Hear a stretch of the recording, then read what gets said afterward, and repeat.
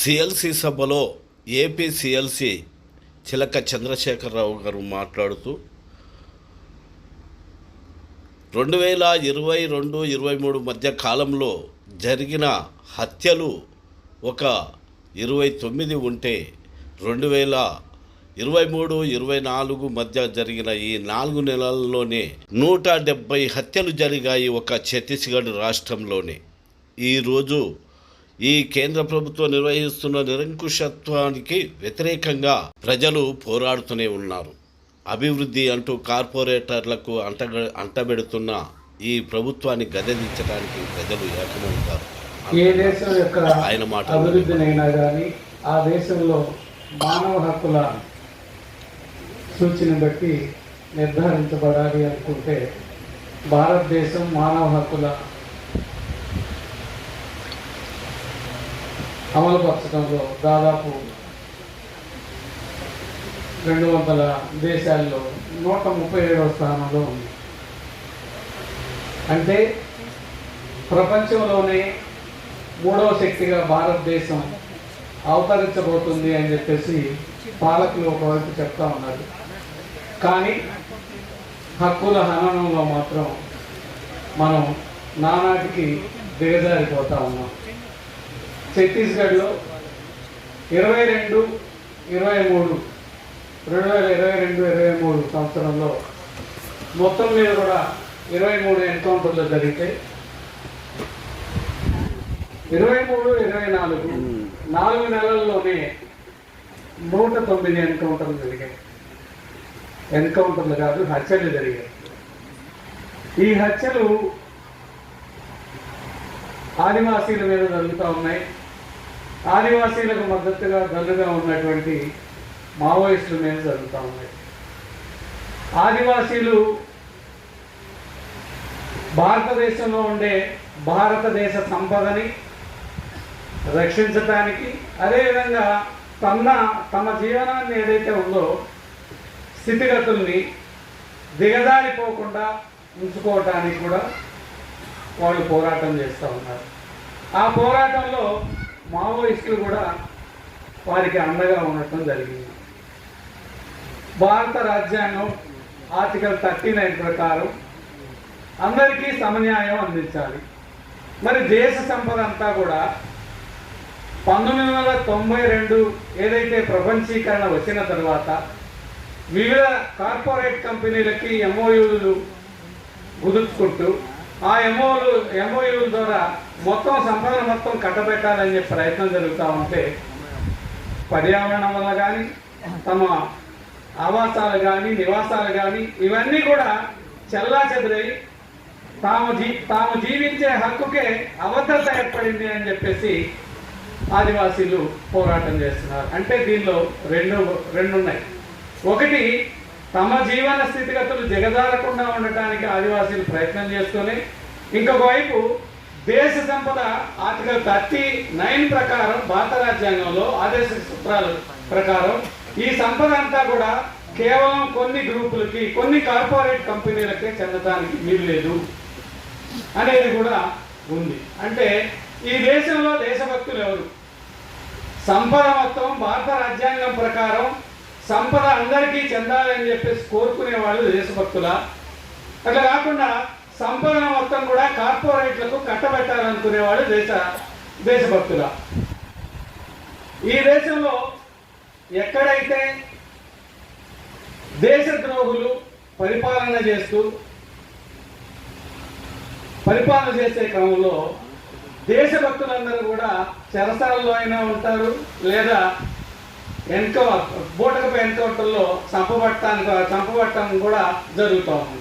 అంటే ఏంటి? ఈ భారత దేశంలో స్వాతంత్ర పోరాటం జరిగేటప్పుడు ఎవడు వాడు ఎసటి వాడు ఎక్కడి నుండి వచ్చినాడని చెప్పేసి అందరూ తెరబడతా ఉంటే మేము మీ మీద తెరబడం అని చెప్పేసి ఉత్తరాలు రాసిచ్చి సరెండర్ అయిపోయిన వాళ్ళు ఇప్పుడుండే బీజేపీ ఆర్ఎస్ఎస్ సంస్థలు.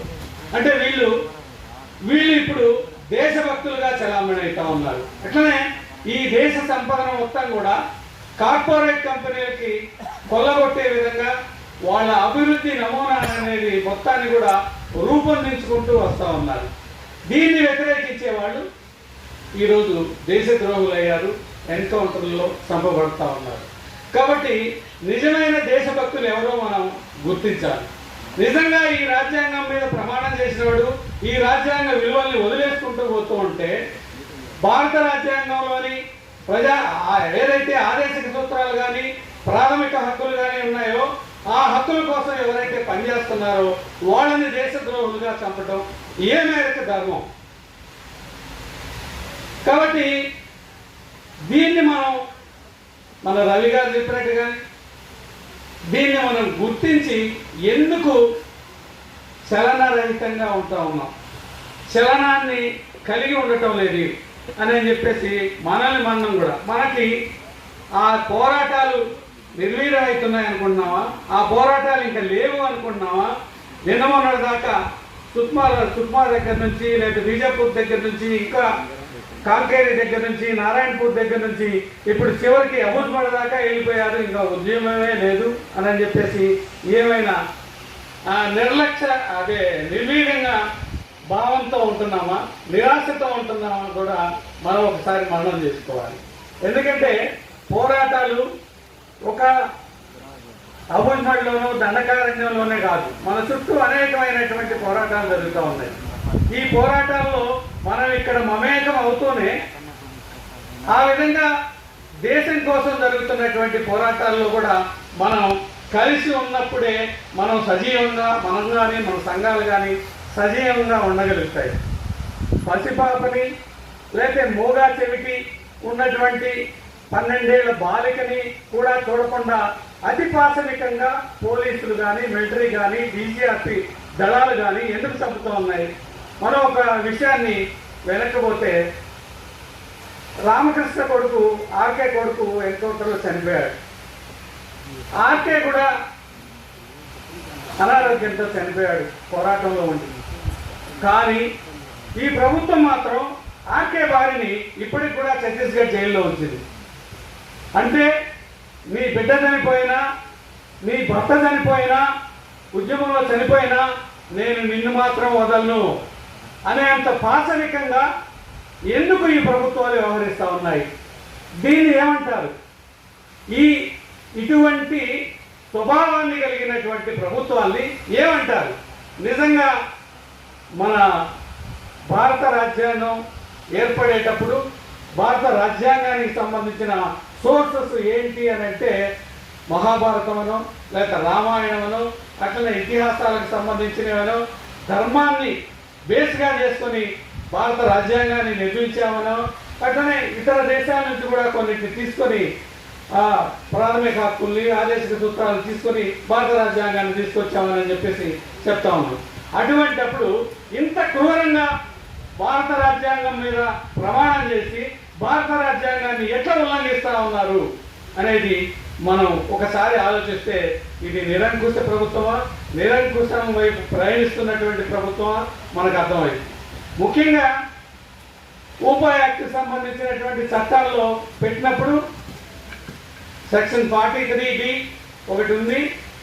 న్యాయమూర్తి ఈయన నేరం చేయలేదని నమ్మితేనే ఈయనకు బెయిల్ ఇవ్వండి, బెయిల్ ఇవ్వాలి అని చెప్పేసి ఒక న్యాయమూర్తిని కూడా నిర్దేశించే విధంగా చట్టాన్ని కేంద్ర ప్రభుత్వం తీసుకొచ్చింది. అప్పుడు ఈ రాజకీయ పార్టీలు ఏవి కూడా మాట్లాడలేదు.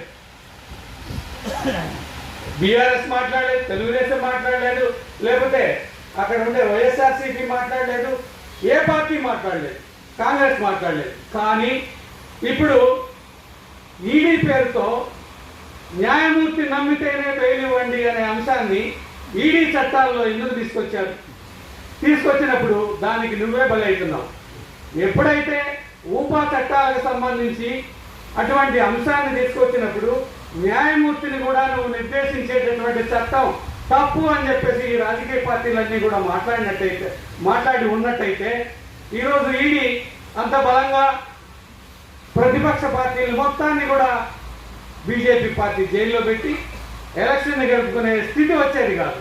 కాబట్టి ఈ స్థితి కూడా ఎందుకు ఇంత అప్రజాస్వామికంగా ఈ చట్టాలు తయారవుతున్నాయి, ఈ చట్టాలన్నీ భారత రాజ్యాంగం మేరకే తయారవుతున్నాయా లేదా, ఇవన్నీ కూడా ఆలోచిస్తే వీటిని బట్టి ఈ రాష్ట్ర ప్రభుత్వం, ఈ కేంద్ర ప్రభుత్వం అనుసరిస్తున్నటువంటి విధానాలు ఏవైతే ఉన్నాయో ఇవన్నీ కూడా నిరంకుశమైనటువంటి విధానాలు, నిరంకుశం వైపు ప్రయాణిస్తున్నటువంటి విధానాలు.